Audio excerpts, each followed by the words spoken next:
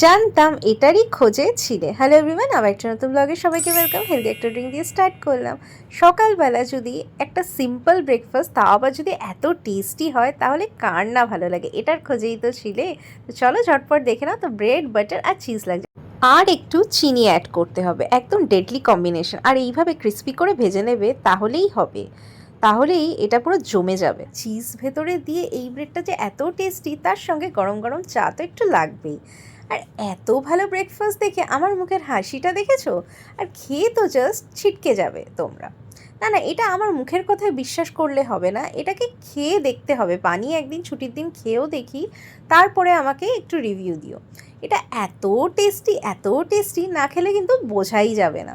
So অবশ্যই try করো। আর তারপরে যেহেতু ছুটির দিন ছিল, তো ভাবলাম একটুখানি আমের টক ঝাল একটু বানাই। তো সেটাই বানিয়ে নিচ্ছিলাম, গুড় দিয়ে বানিয়েছিলাম। আর এইটা নোটে শাক। নোটে শাক না আমার মারাত্মক লাগে, খুব তো বেশি পাওয়া যায় না, যাই হোক পেয়েছিলাম। তো পেঁয়াজ রসুন দিয়ে ভেজে নিয়েছিলাম, কাঁচা লঙ্কা শুকনো লঙ্কা দিয়ে।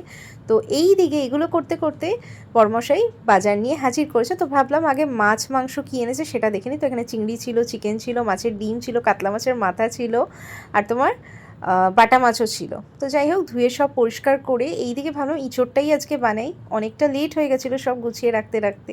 বোঝোই তো বাজারের দিন অনেকটা লেট হয়। তো ইঁচড় চিংড়ি, এখানে চাটনি, আর এই যে শাক ভাজা। সিম্পল মেনু, বাট ইঁচড় চিংড়ি আমাদের দুজনেরই ভীষণ ফেভারিট। তো ওটা হলে আর আমাদের কিছু লাগে না।